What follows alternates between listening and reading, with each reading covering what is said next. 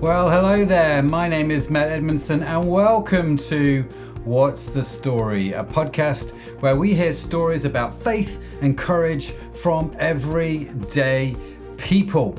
And today that is going to be the beautiful, the amazing, the all-round awesome person that is Anni Uddin, about what it's like to deal with cancer. The big C. What's that actually like from a Christian viewpoint? Now, this episode is brought to you by Crowd Church, which is an online church. Now, you know as well as I do, not everyone can get into a church building, and it might not be a place that actually everybody wants to go to for whatever reason. And this is where online church works really well. It is super accessible. It is a safe space to explore the Christian faith. It's a good place to come along and meet people from around the world. And the thing that I love about Crowd is it is online first. Meaning that we talk with you, not just at you. You can join in the conversation at any time during the live stream, ask your questions, share your stories. So regardless of where you are on your faith journey, it's definitely worth checking out. Just head over to www.crowd.church, or if you've got any questions, just email me directly at matt@crowd.church. I'll be happy to answer them, if I can, of course. Now, before I get into today's conversation with Anni, let me give you a few links that I think are worth checking out on our website, www.crowd.church. The first one is, who encourages you to do stuff that scares you? And the reason I mention that is, Anni and her husband, Tony, are such good friends of mine, such encouraging people, the most inspiring people in some respects that I know, amazing people to be around, and they would definitely encourage me to do stuff that scares me. So do check that out. And whilst you're there, also check out the live stream, What Does the Bible Say About Cancer? Now that live stream, What Does the Bible Say About Cancer, in effect is a condensed version of the story from Anni that you are about to hear, okay? So I recorded this conversation with Anni long before What's the Story was an idea in my head, if that makes sense. So what I wanted to do in this episode was to play the full interview with Anni, because we could only share about 20 minutes in the live stream, but there's a full episode of stories and stuff behind it that are definitely worth listening to. And if you listen to this and you want to know more about how she dealt with cancer, and more about maybe what the Bible has to say about it or Christian response to it, check out the live stream that is recorded on the website, What Does the Bible Say About Cancer?, where I, along with Chris and Sue Holcomb, talk about this whole topic. And Chris and Sue Holcomb are in the medical field of cancer, so they bring that whole aspect to it as well. And it was phenomenal. So do check that out, definitely worth watching. Now, let's get into this. Anni, what can I say about Anni? She's awesome. She's originally from Germany. She now lives with Tony in London, and Tony is the pastor of Tower Hamlets Community Church. Anni, like I say, has been on Crowd Church, as has Tony. He's hosted a few times. He's spoken a few times. So he's a legend. Anni's a legend. Just amazing people. I can't say enough about them. That is fantastic. Anyway, Anni works for London City Mission. She works with the homeless and marginalised through housing projects and night shelters. She is just phenomenal and inspiring. So without further ado, here is my conversation with Anni. Anni, thank you for joining us. This is quite new, doing this kind of interview type thing for Crowd. So it's great that you're here, and it's your first time, isn't it, with us here on Crowd Church? Yes, it's a real pleasure to be here. Thank you, Matt. No. Now, full disclosure, we've been friends for many a year. We've known each other for a fair old amount of time, and so we came up with this. We had this topic come up. What does the Bible say about cancer? And I thought, well, who better talk to about this than you, for reasons which will become obvious as we go through this. So I'm super. I know a little bit of the story, and I can't begin to tell you how inspired I am by you and Tony and how you dealt with this whole episode in life, which is why I think it's so great to have you here. So, yeah, fanboy out. That's what I'm saying. So let's rewind back in time. When, if we can, let's just dive straight into the cancer. When were you when were you diagnosed with cancer? It was in 2008. No. Yes, quite a number of years ago now. Thank God I'm still here. And I'm well now, but it was in 2008 in January. And do you remember what happened? Yeah, I do, of course. On a Monday morning, which is normally the day off with Tony, because Tony is a pastor, obviously. So Monday is our only day off. And I was working as a chaplain in HMP Holloway at the time, which is was a female prison. And yeah, that Monday morning I woke up, everything was fine, was looking forward to my wonderful day off. When I noticed a lump on my breast, and I thought, this wasn't there yesterday. It was just a total surprise. Wow. And then we went to showed Tony. Tony thought, we need to go to the GP. We went. He confirmed that there's definitely a lump, and sent us to, referred us to the Bart's Cancer Center.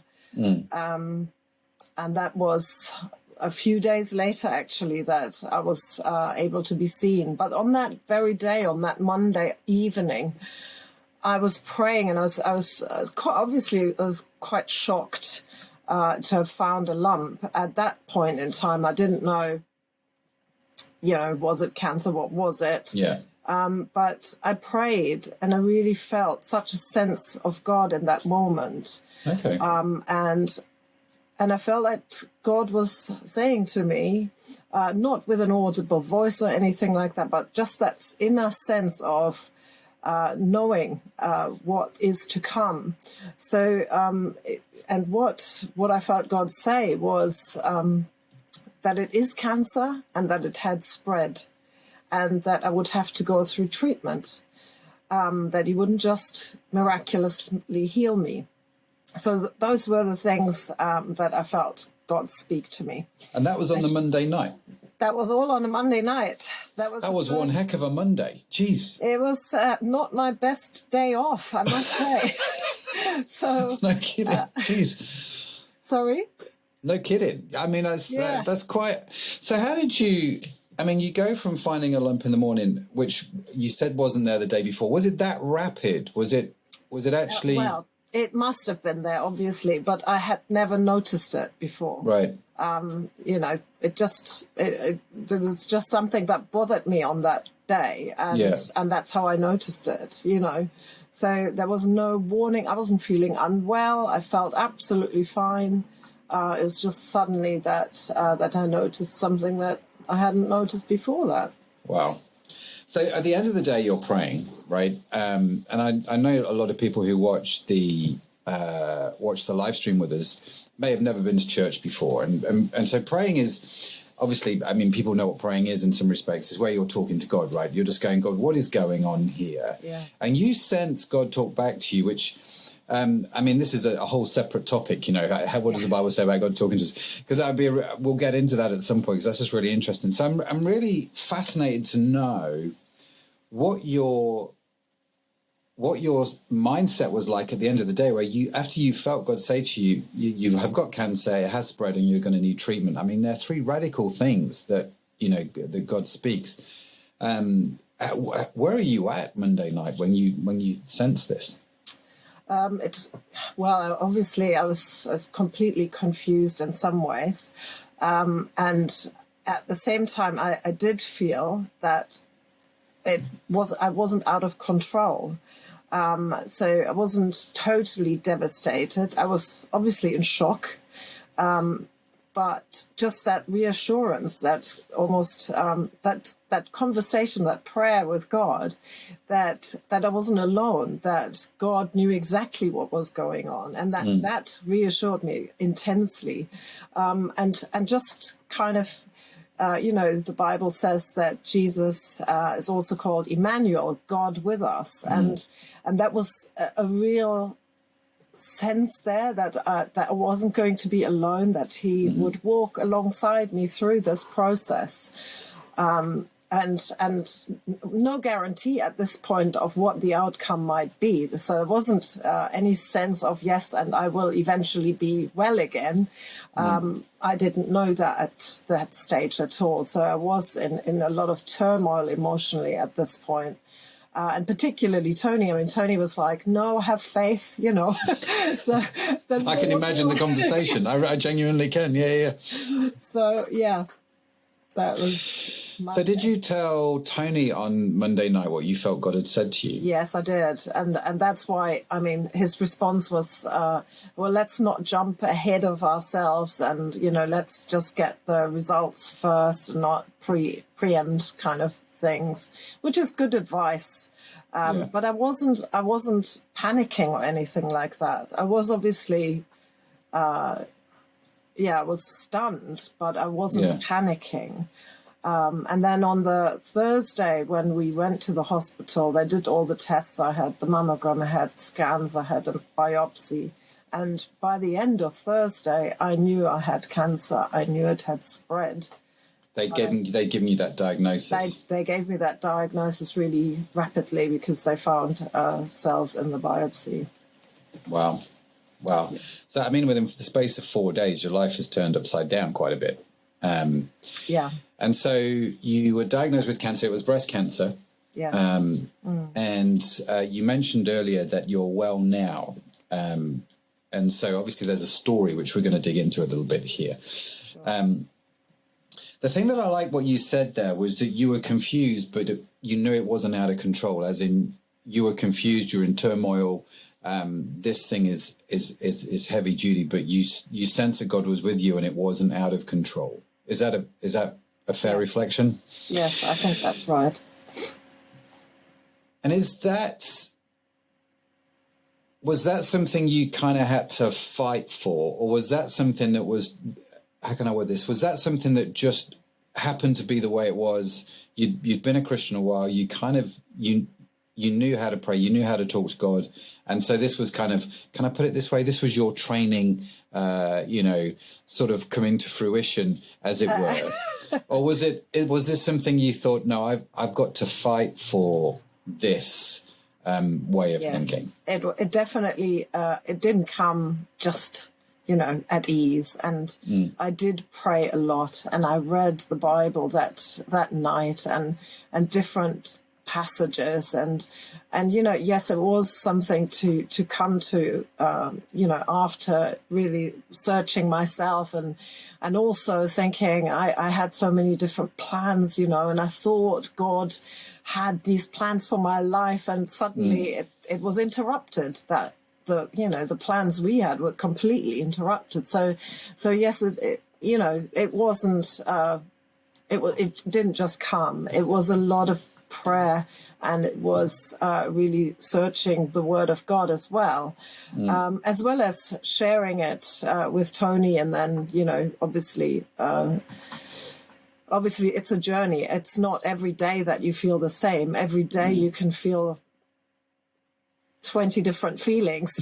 Sometimes you feel good and everything's okay, and then the next moment you think, am I going to be alive in 3 weeks' time? How long have I got?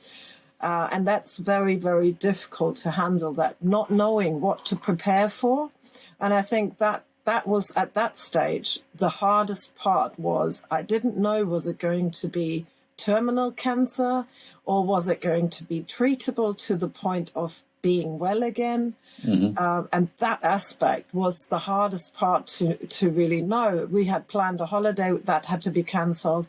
My parents and my family live in Germany. That, they couldn't come. They were too old at that point. My mum later on came, but only for a very brief time. So I had no support, like from family in that sense. So I wanted to make sure that I see them at some point, but I needed to go through so many tests first. And eventually I went to Germany just to see my parents, the house, and Germany just. And at that point, I didn't have all the results back, so I didn't know how far it had spread and whether it was stage 4. which would mean terminal. And so that was a really strange thing to think, is this the last time that I will see my parents? Is this the last time and I'm going to be in this room, in this house? That was very, very odd and super difficult, really. That sounds, I mean, how did you, I remember talking to Tony about this. How did you come to terms with the idea that actually life could be cut a lot shorter than you'd expected it to? Coming to terms with the whole idea of dying young. I'm not sure if I ever came to terms with it, because obviously I was still waiting for news of what the results of the tests were. But at some point, I came to the conclusion, whether I die or whether I live, I want to live for God, or I want to, I want to follow Jesus to the best of my ability, whether that is, living well for a short time or for a long time, and here on earth.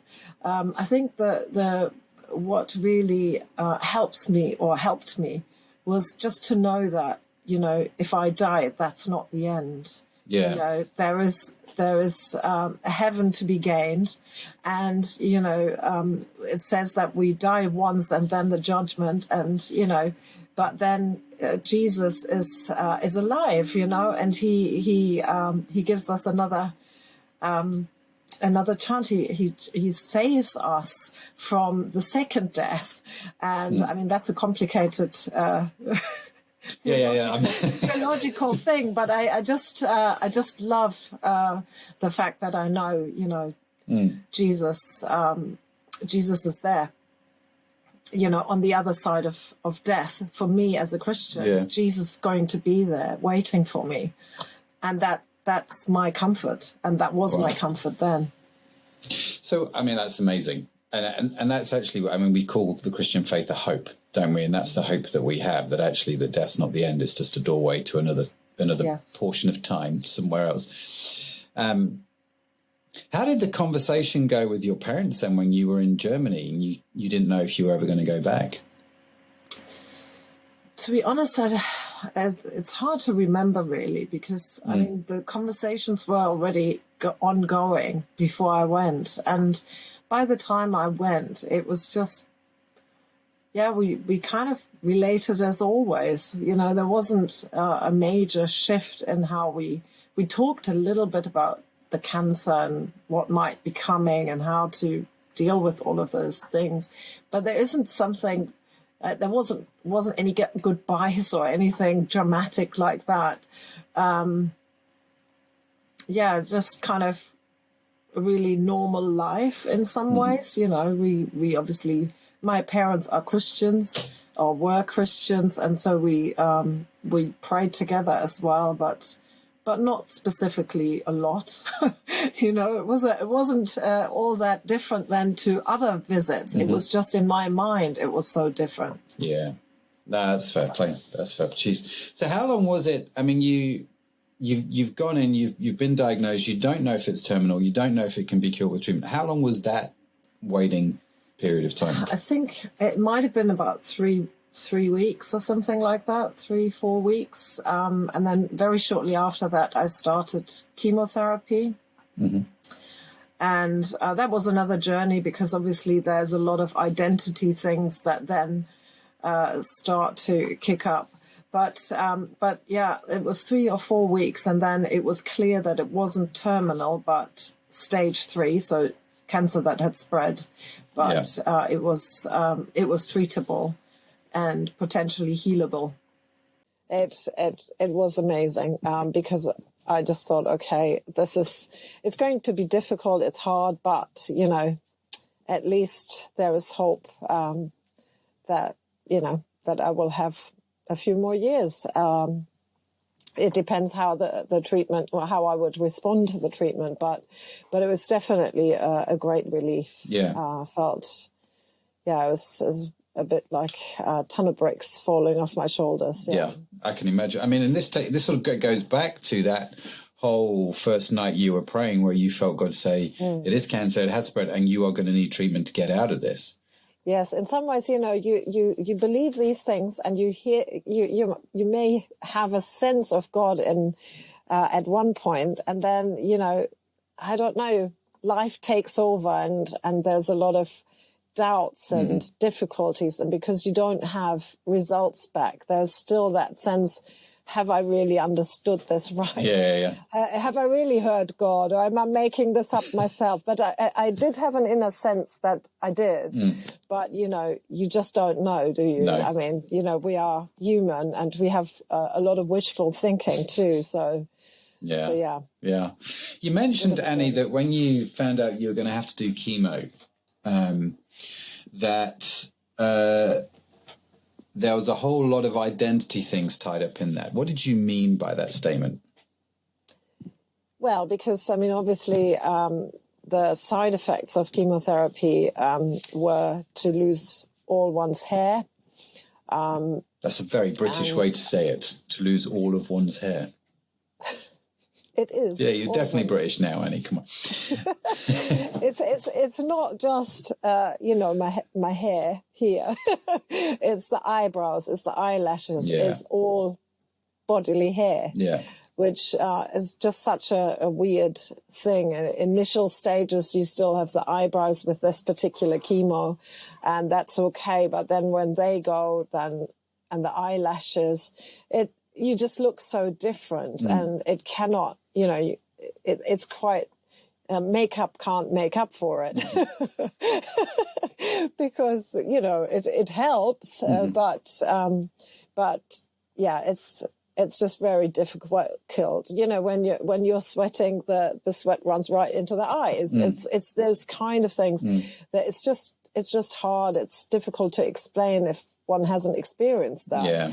But yeah, having no hair obviously is a huge thing for anyone. But I think for women particularly, extremely difficult to face. Yeah. And having a husband who sees you in, when you've got the wig on or when you don't, that was I didn't know quite what to make of it. It was really difficult as the hair fell out. It's such a shocking thing, and it actually happened much quicker than I thought it would happen.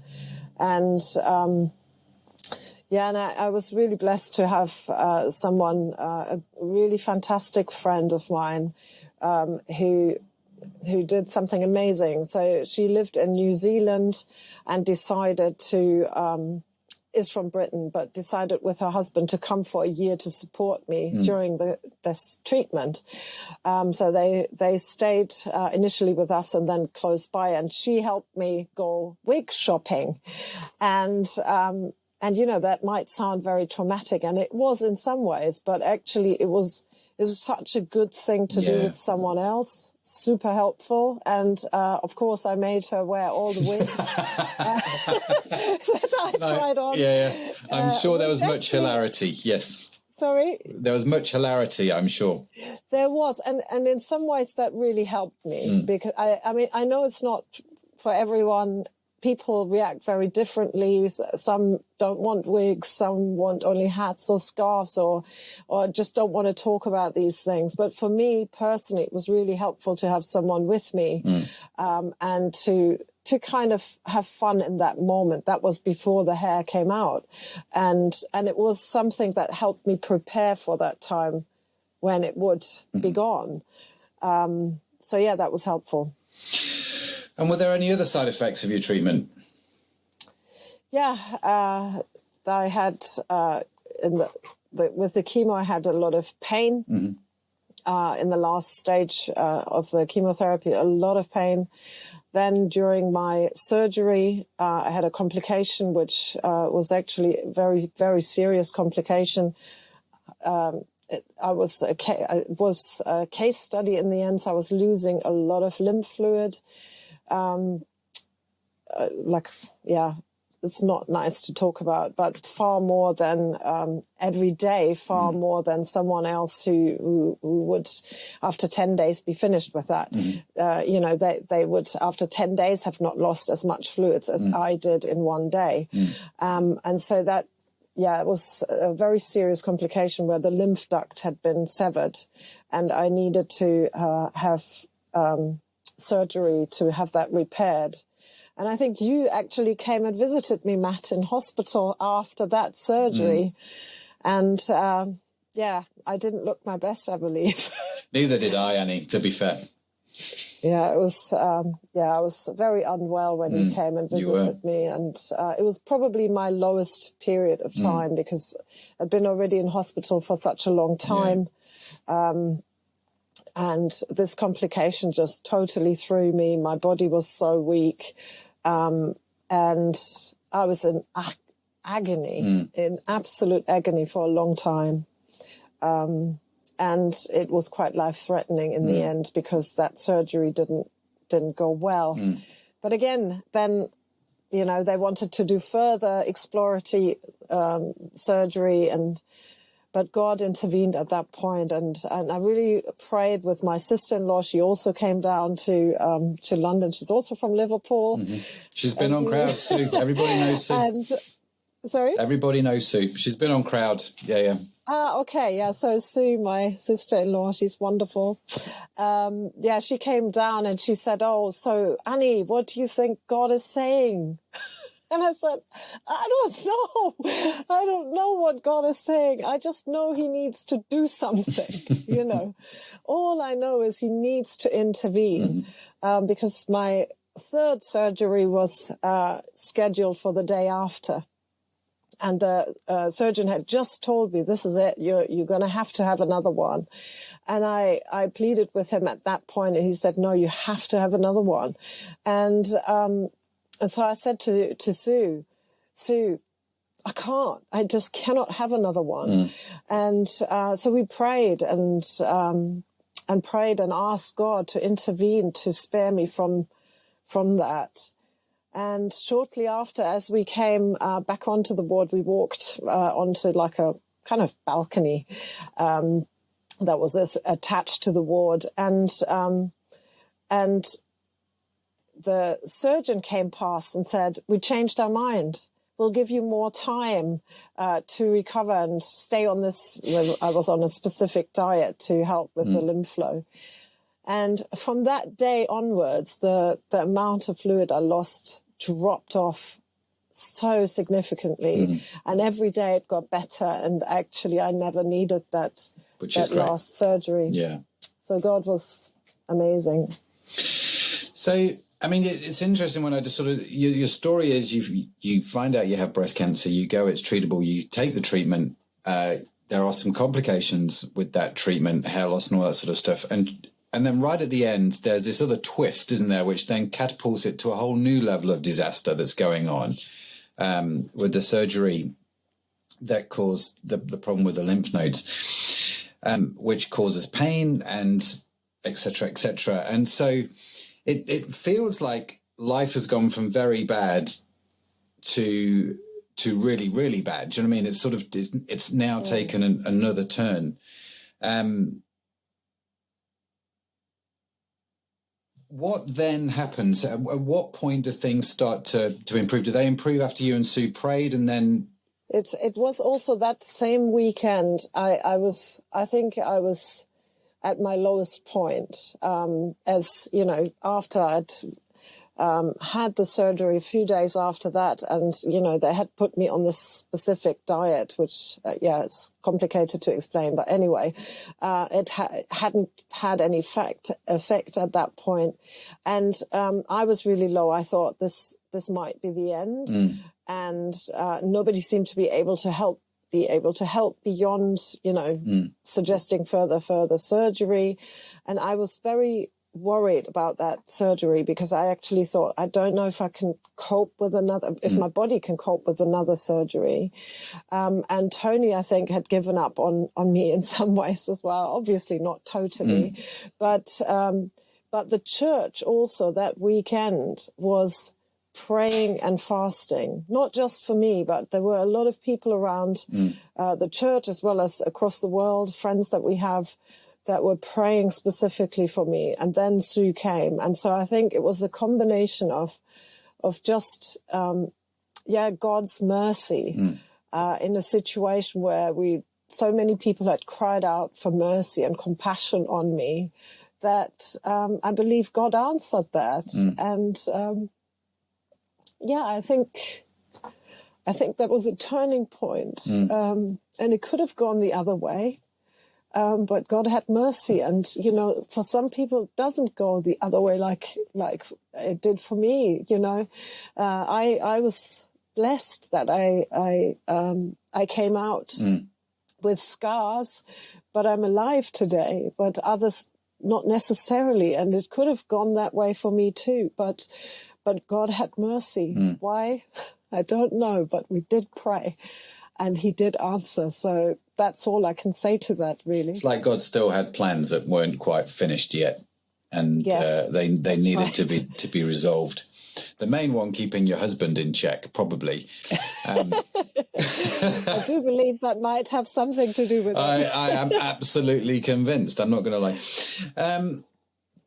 So this whole process, Annie, I mean, we were friends before the cancer. We've been friends since the cancer.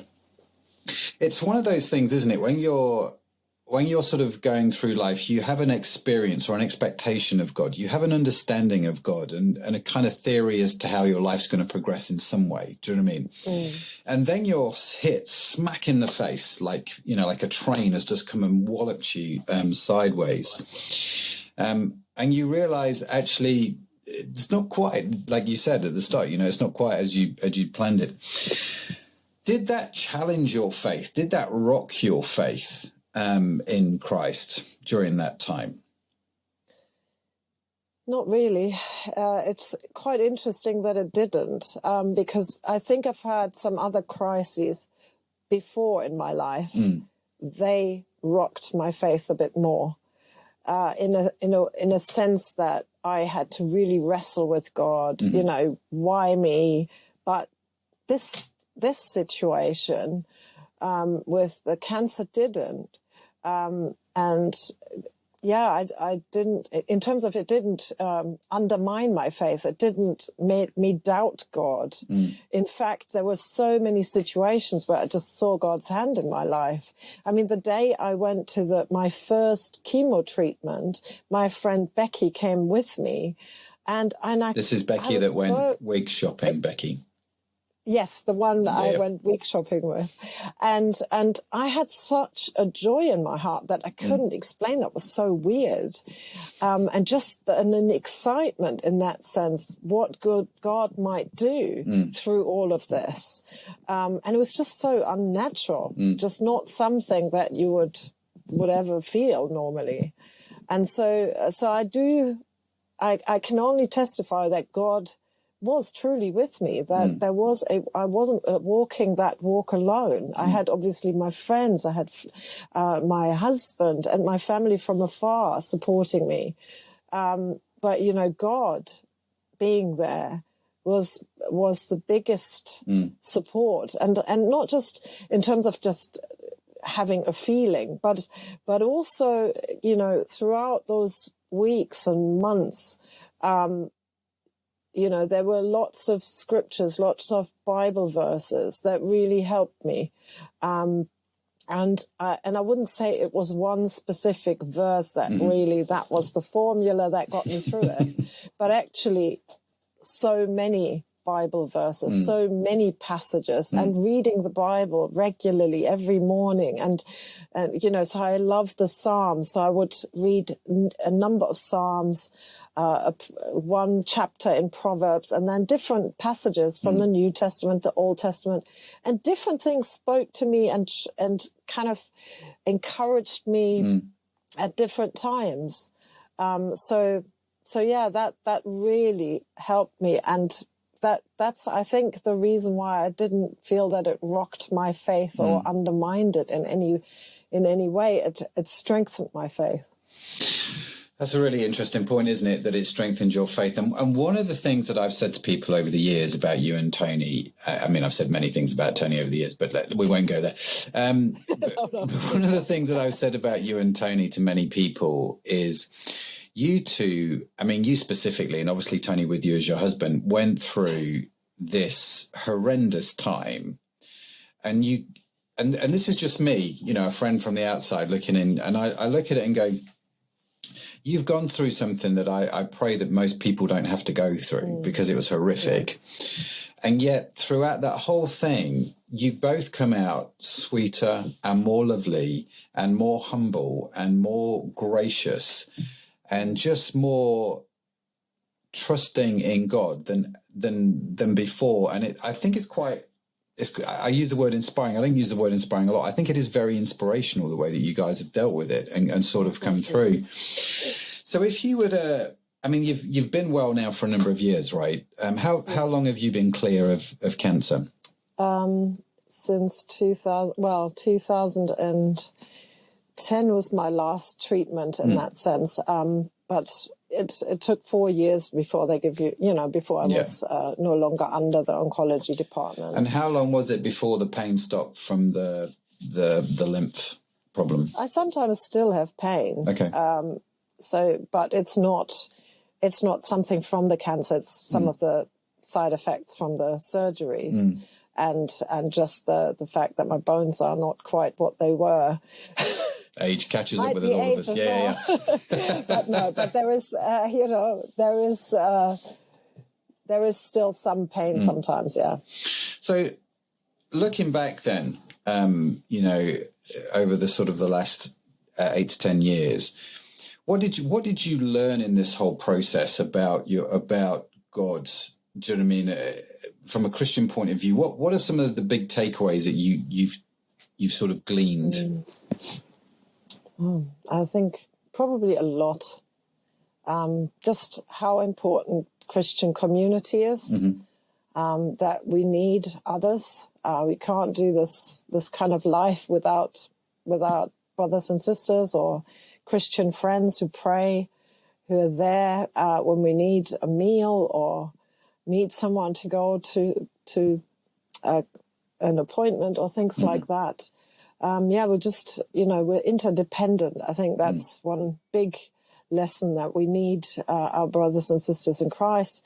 The fact, I think, God is merciful. God is merciful, that he's a God who has compassion on us, whether we've done right or wrong. God is a God who has mercy on us if we call on him. And that's something that's one of the big lessons. I've done lots of things wrong, and I've not always had the right attitude, and nevertheless God has shown me mercy over and over and over again. So just the faithfulness of God in just being there and stepping into situations when we're desperate.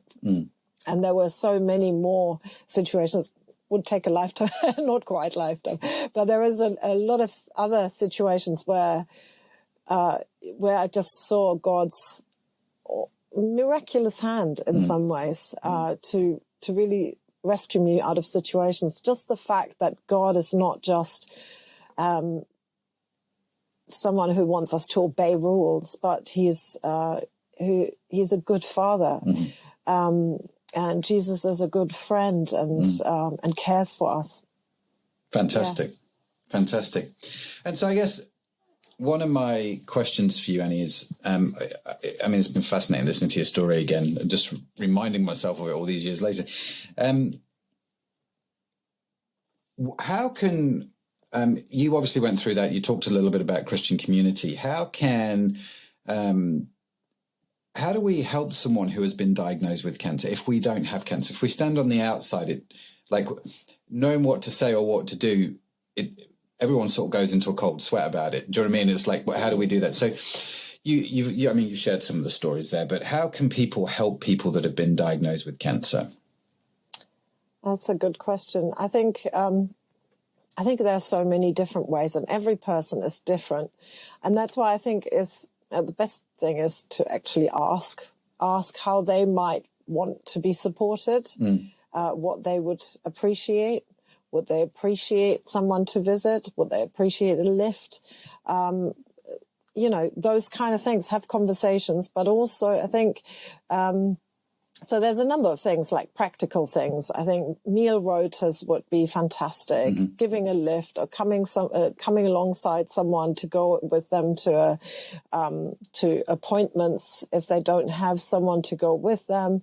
But ask, obviously, what are their specific needs? Some people, with COVID now, it's obviously, it throws in a whole another dimension. And so, public transport isn't the best way of getting to hospital, and cab fares can be very expensive. So to just offer someone, to pay for their cab fares for a couple of times or something like that, or give them a nice day out, or go wig shopping, or a hat, or do something nice. And I guess the other just practical thing is in hospital, you need more if you're for any time there for, there's pajamas that are needed, different things like that. But I think just words of encouragement, cards. One thing that somebody did for me because I used to work in the hospital, in the prison, and one of the chaplains got all the colleagues and prisoners to write things to me, what I meant to them. And somebody painted this lovely picture, and they sent it to me as a package, and it was fantastic. Oh, wow. It really made such a difference. So I think there are so many creative ways of helping someone,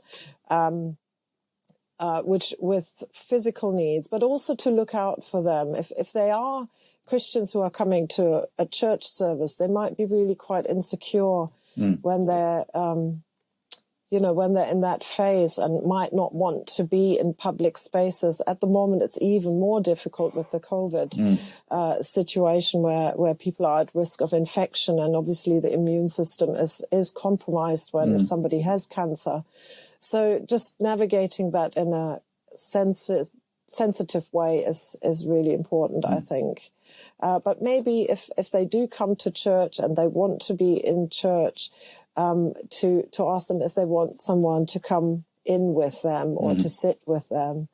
And not always just to ask about how the chemo is going or how this is going, but actually sharing your own life with your own kind of situations, life problems with the person, because I think sometimes it can become so inward focused that it's unhealthy for a person to really just dwell on what's going on in their own life. It's really helpful sometimes to hear, someone else's problems, someone else's issues, and that really can refocus you, and it's helpful. Yeah, no, I remember the time you went down for the surgery and I came down to visit. My whole purpose that day, I mean, obviously you were in surgery. There's not a lot I could do to help you. You wouldn't want me in the surgery. But I thought, you know what, I need to take Tony out. We just need to go and have a laugh. Do you know what I mean? And just be a bit crazy for a day, which we did. And we had, as odd as it sounds, that joy, that laughter in that, for those few hours, I think, whatever it takes, just get involved. Now, obviously, one of the things that you can do is pray for people. Yeah. You talk a lot about prayer, and you obviously did a lot of prayer and read the Bible for yourself. But in terms of, if I am praying for you, you've got cancer, what sort of prayers could I pray? What would be helpful, do you think? How can I pray, I suppose, is a good question. Well, I think, that there's different things. Obviously, there's the emotional and aspects to really pray about. To pray scripture that is encouraging, that speaks about life over a person is also very helpful, but also about their mental health at that point, because it's a battle of the mind at times to stay focus, to have the will to get up in the morning, to do something during the day, and to do something if one is well enough, that is. And so those are things to pray about. Obviously, the chemotherapy, that the side effects wouldn't be as bad as they could be. That the surgery would go well. That there wouldn't be complications. That the kind of team that actually deals with the patient would communicate well. So the surgeons, the oncologists, the radiologists, and the nurses team, that they all communicate well, so that the care is really well done. And also that there is people around for the person to really open up, to speak about how they're feeling, how they're doing. There's so many aspects you can pray for. That's very helpful. But I think the infection as well, that's a very serious one, that they wouldn't contract any infections. And if they do, then obviously, because one of the things that I've experienced was once I developed a fever, but I wasn't feeling unwell. And I wouldn't have gone to hospital, but Tony noticed how hot my head was, and he immediately got me to hospital, and it was actually very, very important. So those kind of things are just, that's a practical thing. It's not to pray about, but obviously to pray that there wouldn't be infections. Yeah. Did you find it helpful when people came and prayed with you? I did, at times. Not all the time. That's actually a really good question, Matt, because one of the things, I think because I'm the wife of a pastor, and I did go to Sunday services every Sunday, apart from when I was in hospital. And people wanted to always pray for me when there was any kind of opportunity to pray for healing. Everybody looked kind of at me, and I knew it. And I didn't always want that. I mean, I love prayer, and I want people to pray for me. There was other people that need prayer. And in hospital as well, I was too exhausted at times. And when I had a number of visitors, there was one time there were several visitors, and they were all lovely people, and they all wanted to pray for me. And one person I know, she likes to pray very long prayers. And it was just too much. And I just said, yeah, you can pray for me, but make it a short one. Be quick. Thank you, Jesus, amen. Sorry? A thank you, Jesus, amen prayer, really. Yeah, kind of, But because, there are different times. And I think, again, talk, ask the person. Be sensitive. And very often people are so polite and they say, yes, of course you can. But, I'm German. I'm not always as polite. A bit more straight talking, Annie, is probably the right phrase. And I think that's really interesting, because one of the things I've noticed when people pray for people who are sick, especially, is that if I'm well and I'm praying for someone sick, then the person that's sick not only can feel, thank you for praying for me, but sometimes can feel the weight of my personal expectation on them to get better. Yes. And it's like, hang on, I've prayed for you to get better. Why are you not walking away healed? And so the person who's not well is then kind of feeling the whole weight of that, right? Yeah. Did that happen to you? Oh, yes. And actually there were there was a member of the church who every time she kind of saw me when I came in, she made, she would feel differently if I looked worse. If I didn't look good, then she thought her prayers hadn't worked. And so, and I knew that, and it was hard. It was difficult. Yeah. And sometimes church is a wonderful thing, and it's a very supportive community. But I think when you go through long-term illness, it's really helpful when somebody can say something from the front. So our church is a very community-focused church. We love to talk to each other after the service. Not every church is like that, but so people would ask me lots of questions after a service, and then I might repeat myself so many times, and that's really exhausting and reinforces the fact that I was ill. So at some point, I asked Tony to say something from the front, to just say from the front, please don't ask Anni how she's doing. If she wants to talk to you about that, then she will do that on her own accord, you know? And so I think that's quite helpful sometimes because, you know, the amount of people in a church depends also if it's a big church or a smaller church, can make that a bit overwhelming. So it's helpful, I think, to manage that process well. That's really interesting, because what potentially is a good thing, you know, people being genuine, can actually not be helpful. And this comes back to the whole point again about being sensitive, doesn't it? Annie, listen, it's been great. Thank you so much for sharing your story. I appreciate you doing that. And I know it's not always easy to relive some of these times, but I think, you know, people will watch this and maybe struggling with the same thing.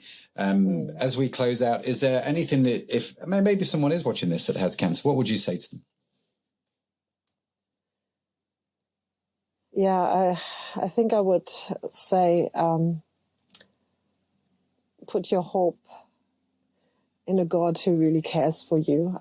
He cares, and he knows what you're going through, and he can help you. Please pray to him and read his word. And I'm sure that will be of help.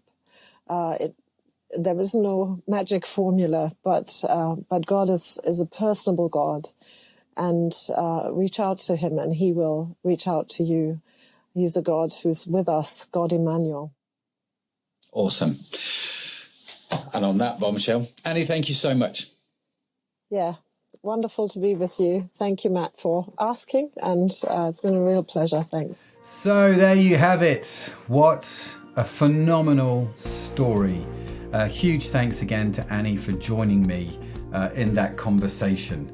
Annie's such a legend. Now, don't forget to subscribe wherever you get your podcasts from, because we have more great stories about faith and courage from everyday people lined up, and I don't want you to miss any of them. I really, really don't. And make sure you also subscribe to the Crowd Church live stream.